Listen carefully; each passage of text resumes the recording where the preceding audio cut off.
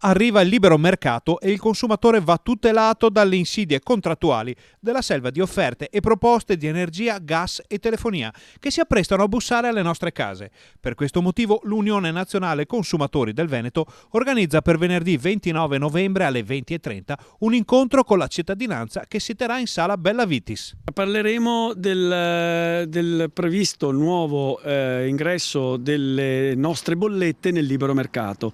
Dal 2020 la normativa prevede l'obbligatorietà da parte di tutti gli utenti di entrare nel libero mercato, cioè abbandonare il mercato tutelato, che è quello attualmente rappresentato dall'Enel Servizio Elettrico, e entrare in un servizio libero. Libero si intende con prezzi diversificati tra un gestore e l'altro. Il sodalizio che organizza l'evento di venerdì esprime comunque forti perplessità su questo nuovo assetto. Noi come associazione consumatori non siamo molto d'accordo nel passare al libero mercato, perché non siamo mai stati convinti di una vera e propria concorrenza fra gestori.